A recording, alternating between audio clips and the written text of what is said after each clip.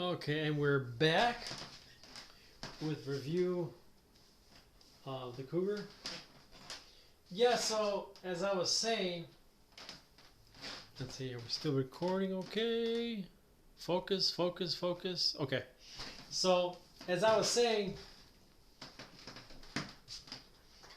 yeah, so me personally, I think these cables are too short for a 12-inch.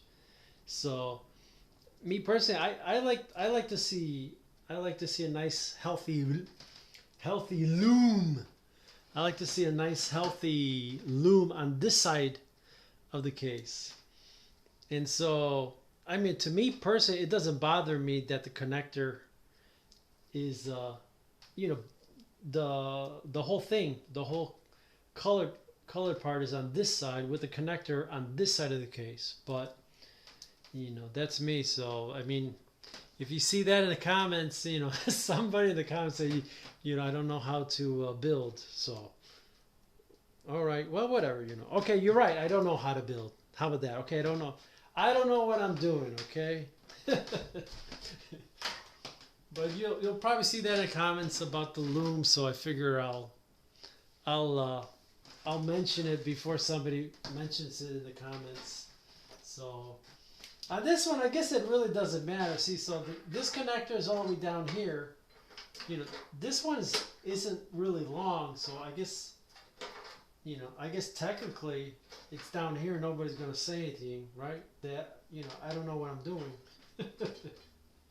But I'm sure like somebody will say like on this, see, I like this nice healthy loom here, but to achieve that, I got to have the connector on this side of the case instead of moving that connector to the back of the case, right? But then I won't have this nice healthy loom here, which is what I like. So.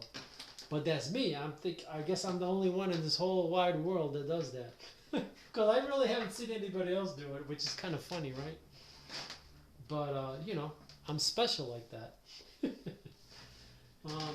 And here at the top, I kind of did that. I put the connector of the CPU connector right by the hole. So you can barely see it. So I don't know. I think the only thing that people will get triggered is the 24-pin having the connector on this side. I don't think anybody will say anything about this one or this one, but they'll see this and they'll go, I don't know how to wire a 24-pin up properly. So, oh well, it is what it is, I guess. Anyway, this is for my personal use here at home. I don't plan on flipping this, right? If I was flipping it, maybe I'd probably be more conscientious on that. But since not.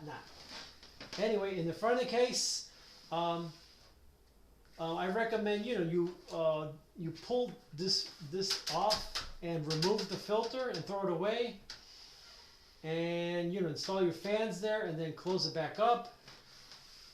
Right? Yeah. Right? Yeah. To install your fans, you have to pop off this cover. This cover is not attached to the wires. So when you pull, you unlatch this front cover, there's no wires, just like a modern case should be. But on the older Cougar, I already mentioned that these headers are right here. So the wiring is stuck to the front of the case, which is very common for older computer cases. So this one is much, like I say, everything here is a lot more modern, and it's a lot more easier to build. Especially, like I say, if you're a seasoned or a new builder, this is going to be just a lot more comfortable to build something in.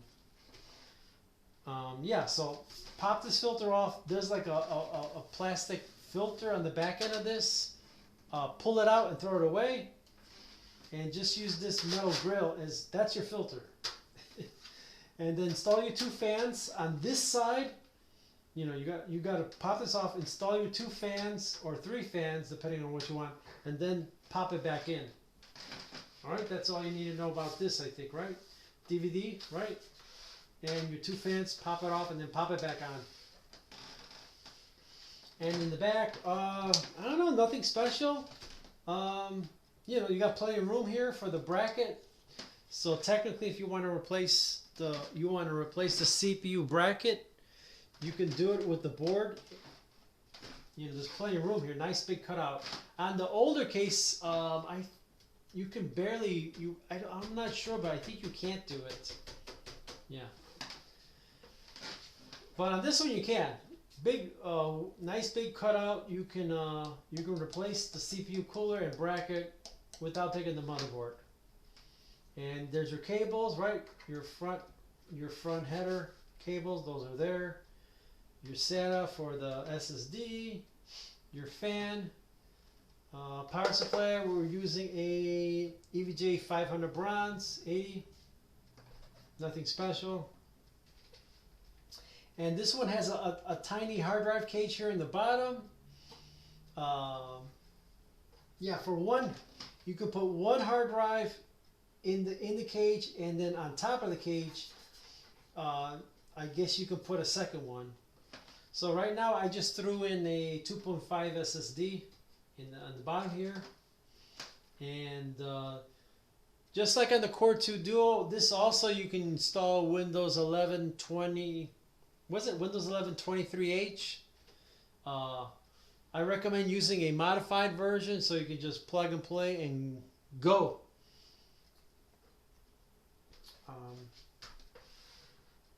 Alright, what else? So nothing special back here. Nice and simple, right? And it has a cover right here, right? A cover goes right here. Just a regular plain cover. The 2 screws for the... Here's the 2 screws for the rear cover. 2 screws for the front cover. Here in the back, pretty much the same. Power supply. Oh yeah, this one. One thing they didn't make modern is it still has these old school bars. So like I said in the previous video, at the very least, at the very least you want to cut out I would say the first 2. Cut out the very first 2 bars with a with either pliers. You want to cut these 2 bars off, or use a rotary tool, a Dremel tool, rotary tool, electric or air, and zip them off. Bzz, bzz, bzz, bzz. So take those 2 bars off so that you have full access to all the video inputs, and that your cable, because usually your cable has a plastic head, you can fully plug it in without something here interfering, and that way you can make sure the plastic video head fully plugs in, because when you get these bars here, it prevents the plug from fully plugging in. And there is a problem, like on this particular board. Yeah, on this particular motherboard, the video slot is in slot 1 and 2, and the video card is right up here in the corner. So I actually had to use pliers to bend the case. Channel locks, small channel locks. You know, with the video card out of here, bend this up and up so you can get that. I don't know if you can see that, but I bent it up. That way you can fully plug in the plastic head into the video card. But I mean, really, like if I wanted to be more professional about it, you know, like I say, when the case was empty and brand new, had I known the motherboard was designed like that, with that video card like that in the very first slot, I would have just hit a rotary tool and you know, and just cut this whole section out of here. But you know, now that it's already, I didn't notice that until I fully rebuilt the computer.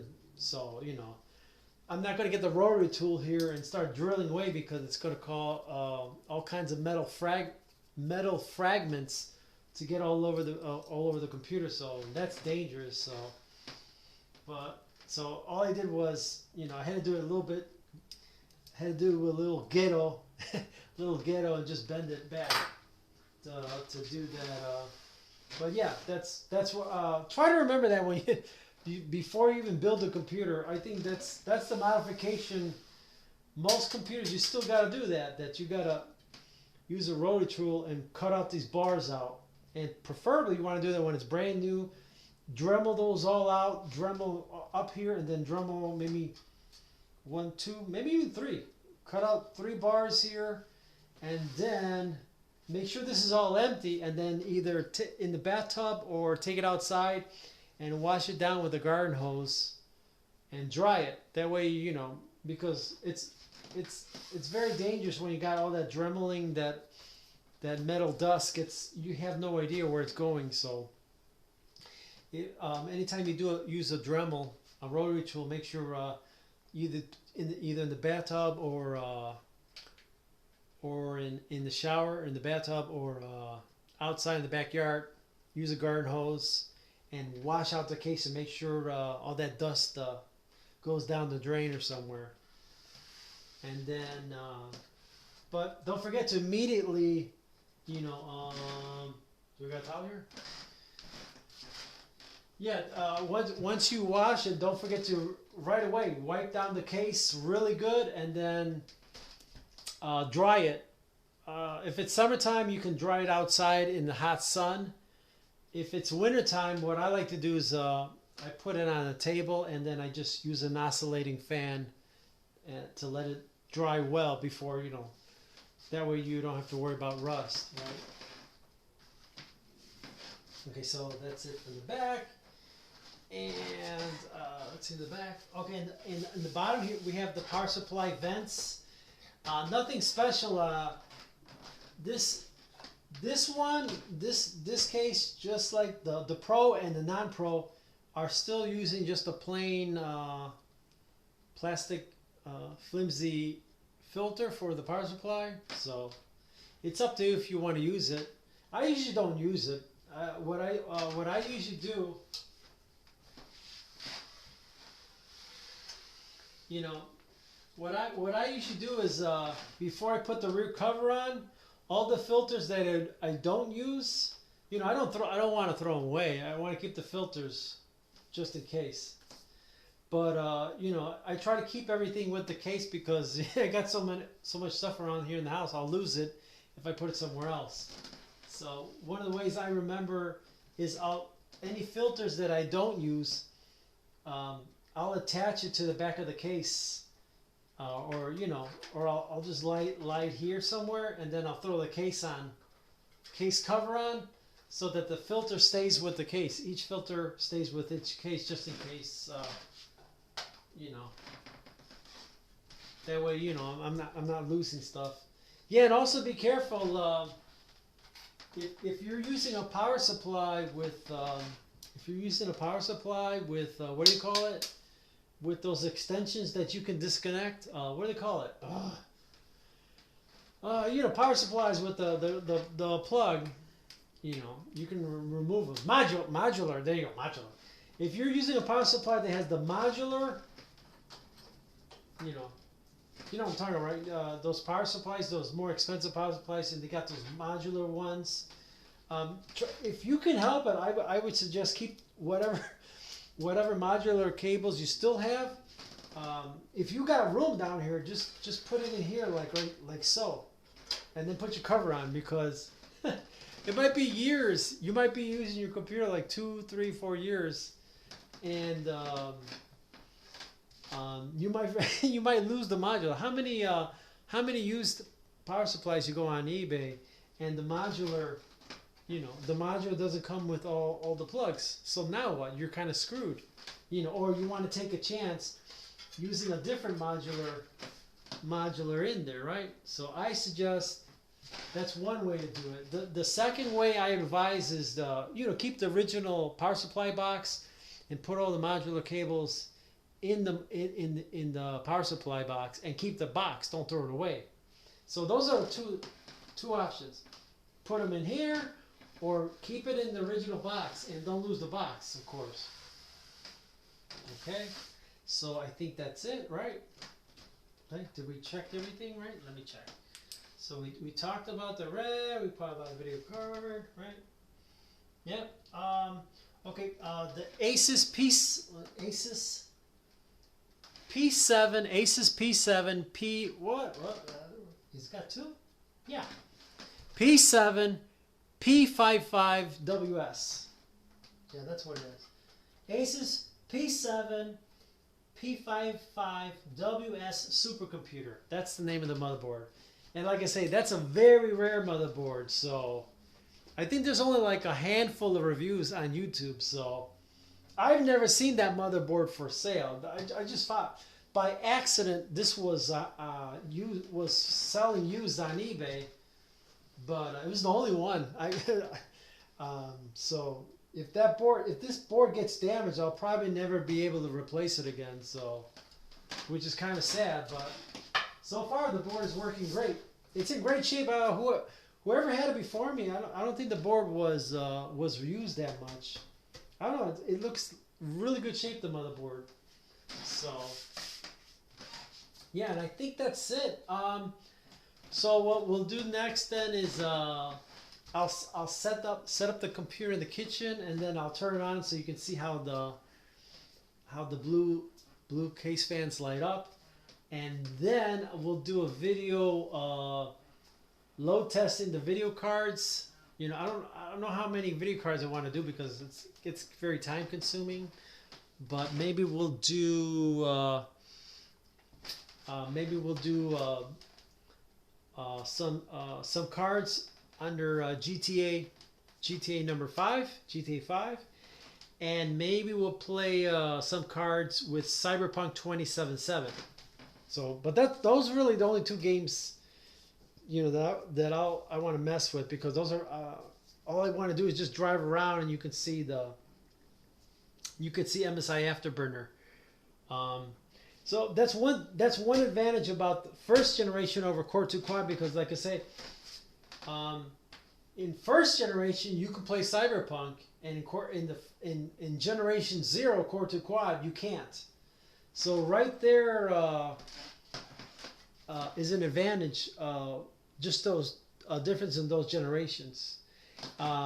So yeah, you know, if you like into older computers, yeah, keep that in mind that first generation you can play Cyberpunk 2077, but if you get the Core 2 Quad stuff, then you're stuck with GTA 5. So I think there's some sort of CPU instruction set that first generation has that Core 2 Quad doesn't have, and but first generation is still missing several instruction sets that you need for even newer games. So I don't know, you know, I don't know which games it is, so look it up on the internet. But it's one, I think it's AVX2, and I think it's SSE42. I think it's one or the other or both. So yeah, but that's the only thing. This will play Cyberpunk, and Core 2 Quad won't. Oh, the other major difference here is the RAM sticks. Core 2 Quad uses DDR2 at 800, and on first generation you got DDR3 RAM sticks running at 1333. So what's nice about us first generation Intel is you're using DDR3 RAM sticks, and so you know, you can use these RAM sticks on more motherboards. You can use this on generation 1, 2, 3, and 4, right? 1, 2, 3, and 4 on Intel, and also you can on AMD. You got several AMD CPUs that uses DDR3. You know, like the FX motherboards uses the same DDR3. So what else? Oh, the Xeon that what do they call it? I think it's X58. Yeah, I think so. I'm almost sure. Xeon with the the motherboards that are being recycled from China, X58 and X79. Yeah. If you see those motherboards, those are cool too. Pick up some X58 motherboards, which I believe is Sandy Bridge, but in Xeon in server format. X58 I believe is like a Sandy Bridge second generation, and then X79 I believe is a third generation, but on the server side, right? So if you got DDR3 sticks, you got all those different motherboards you can play with, you know. So you got the FX, you got one Intel 1, 2, 3, and 4. You got some AMD motherboards like AM3 motherboards, and you've got X58 and X79, I believe is DDR3. Yeah. Just keep in mind, yeah, if you're messing with those X58 and X79, not just any motherboard is going to support regular retail. You might have to buy that special server memory, you know. But if you're buying those like those modern day Machinist or some of the other name brand Chinese clone motherboards that are coming, that are especially made in China, I think most of those motherboards support regular retail sticks. So, and let me see. I think that's all. Yeah. Well, yeah. If you guys are wondering, after I finished up the Core 2 quad, right? Let me see. Are we still filming? Okay.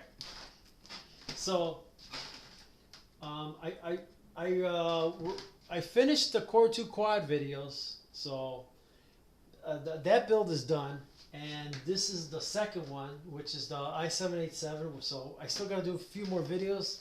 Like I said, I think the only few videos I'm going to do on this one, the only thing I still have to film is the benchmarks on the kitchen table.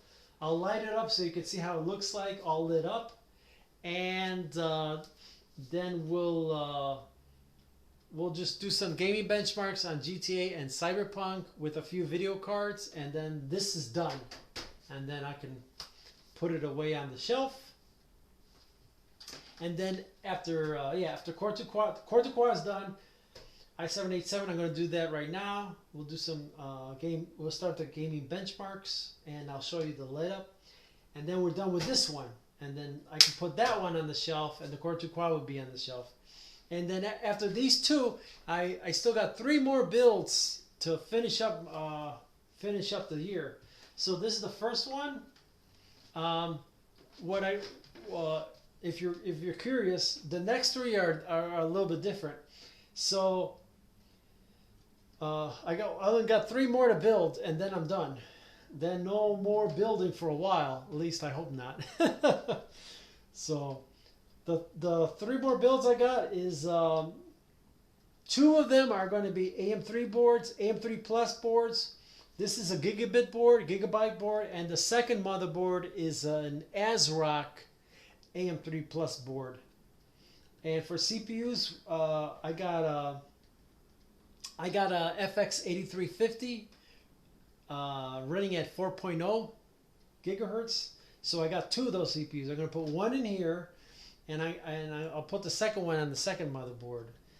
And I also got an FX 63, and I also got an FX 6120. Those are 6 cores.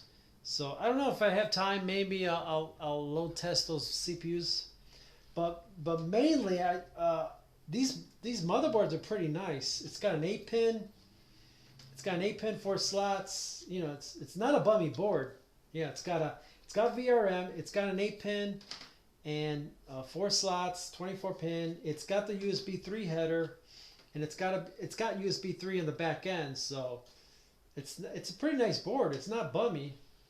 So I think it's worth putting an A350 in this one, and the other board is just as nice. So I'll put 2 A350s in here, but I might load test the FX63 chip, and I'll just keep that as a spare CPU for the future. And on this one, we just got a classic Cooler Master 120 with the old-fashioned scissors. You know, they don't do that anymore, but it's kind of funny. They use this scissor contraption to hold down the CPU. You know, but the back end, that's still the same. You know, the Intel / AMD bracket of Cooler Master. You know, that's still, even today, you'll still most CPU coolers still use that design still. So yeah, so stay tuned for that. And the cases, oh yeah, the cases are kind of neat. For this one, we're going to install it in a brand new Gamdia's Talos.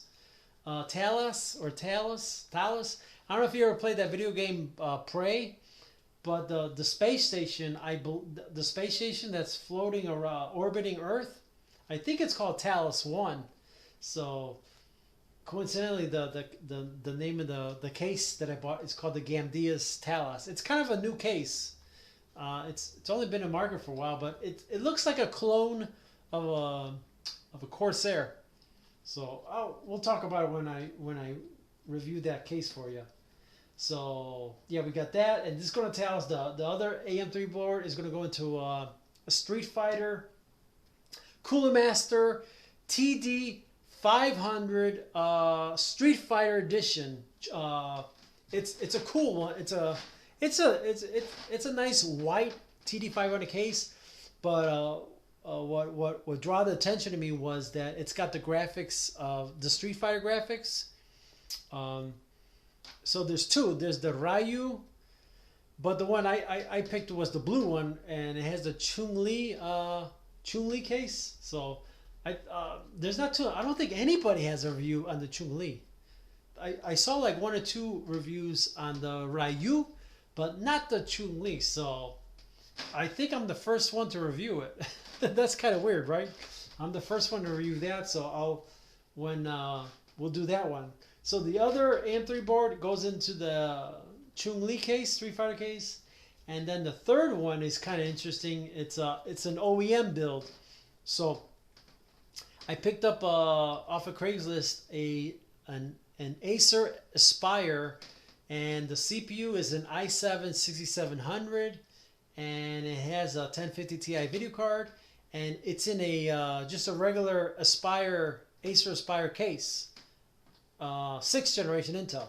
Well, I looked inside, and it has like this cute little like ITX MATX motherboard, and you're not gonna believe it, but most of the connectors on that particular motherboard looks to be standard. So what I did was I went to Micro Center and I picked up a Montech MATX case that was open box. It was on sale.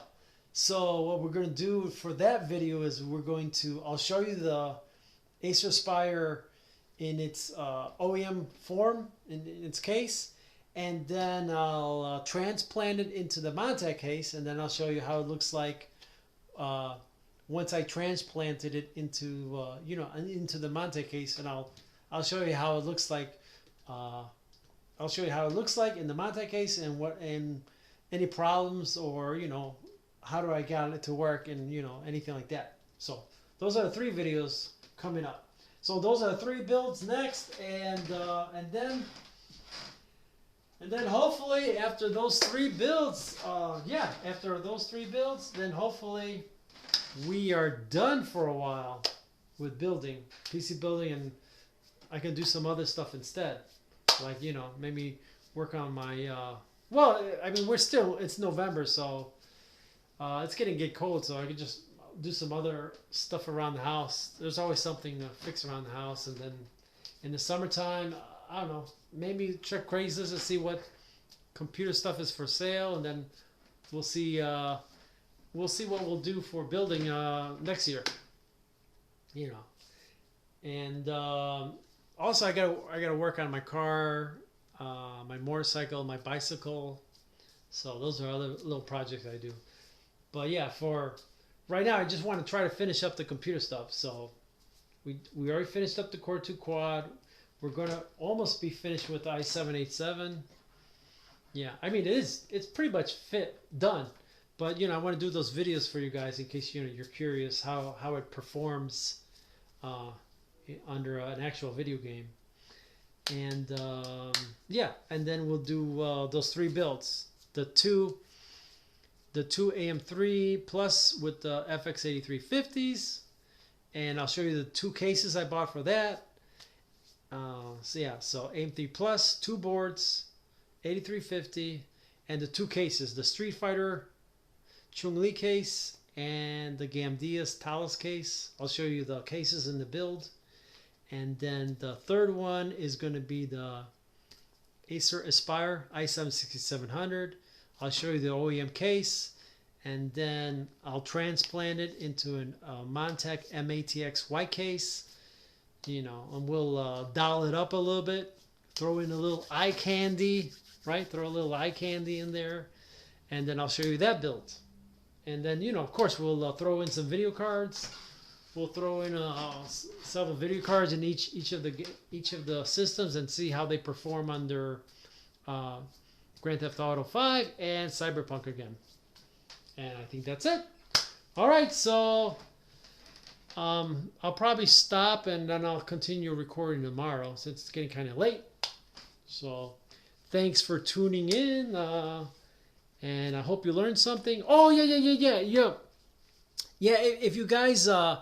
If you guys need any like if you need any advice, or you need a little help, or you want some advice, I mean, because I understand, like, most of the content creators out there, they won't act. I don't think anybody, but I understand, like, most of the content creators out there in the PC building space will not talk to you. They won't email you. They won't voicemail you. So yeah, so I'm here in Chicago. So like in Chicago, I guess you really don't need my help if you're in Chicago, because you can just simply go to Micro Center. If you don't know that, just simply go to Micro Center, and you can pick the parts out there and build it yourself, or right there in Micro Center you can go take it to the service department and have them build it for you. So yeah, I guess here in Chicago, there's nothing really I can help you with, because you got Micro Center, So yeah, go to Micro Center if you're here in the Chicagoland area. If you're not in Chicago, then you can email me. And then you can email me your questions. I mean, first, if it's something really complicated, if it's just something basic, just leave it a comment, and then I'll try to answer you, using the comments. But if it's something a little bit more complicated, then it makes more sense to just email me. You can see my email right there on my main page. And then, of course, if you need even more help than email, then you can just give me your phone number, and then I'll call you in the during the evening when I'm off of work, or on the weekends, or during the evening. When I have time, I can call you, and you can call me, right? And then I can. Sometimes it's just best to explain to you over a phone call. Well, make sure that you're not getting confused, on a particular subject, right? So that's what. Yeah. So just want to let guys know out there. If you guys need help, I don't think it's a big deal. It's easy for me. So try the comments if you need some advice. Then you can also email me, and lastly, you can once you email me, you can just leave me your phone number and say, you want a phone call, so you can explain to me better over a voice call. Okay. And like I say, if you live in the Chicagoland area, you got Micro Center. Also check Google Maps, because like I say, and look and see where all the Micro Center stores are located all over the country, because maybe you have a Micro Center, something Micro Centers nearby. Also see what kind of PC shops are in your area. Because Micro Center is not the only one. But be careful, because there's a lot of there's some shops out there that they're asking way too much money. They're asking like $100 an hour or $150 an hour. It's like they're charging the same price as a mechanic, as a car mechanic. Everything's expensive now, to be honest. I mean, God forbid, if you can't do it yourself, yeah, everybody's charging. Everybody seems to be charging $100 an hour, $125 an hour, $150 an hour for anything. We're talking about computers, bicycles, motorcycles, cars, trucks, semi-trucks, trailers. So welcome to the brave new world, so if you're a guy, I highly recommend getting a box of tools and slowly learn to fix everything yourself, but be careful, because like I say, there's a lot of ways to hurt yourself. So so like for basic hand tools,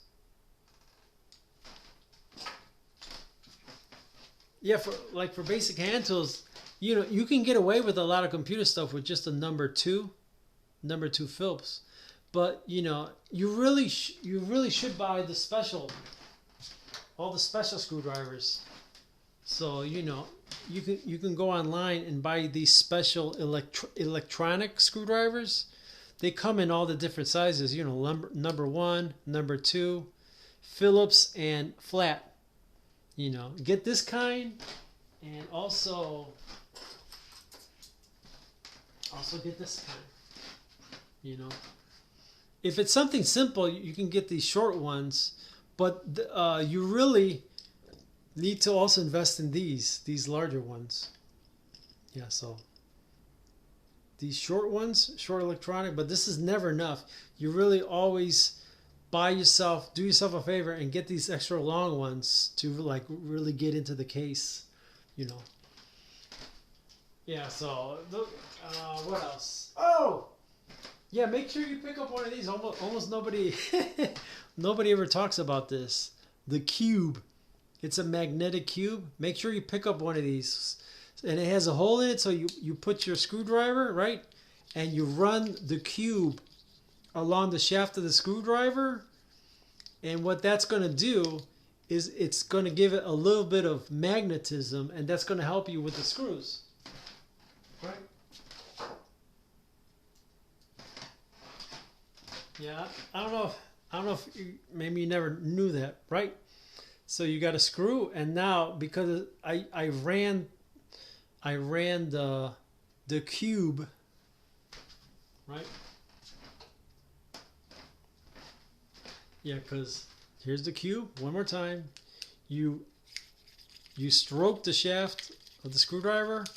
Right now it's slightly magnetized, and now you can use it as a magnetic screwdriver, because as you're working on the builds, you'll all these screws will fall. They'll fall all over the place, right?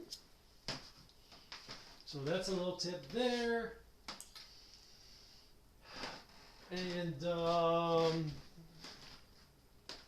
and make sure you especially if you're working at home, I always find it easy to use a glossy table, and I like to use towels or pillowcases for the feet, so they're not scratching my furniture, right?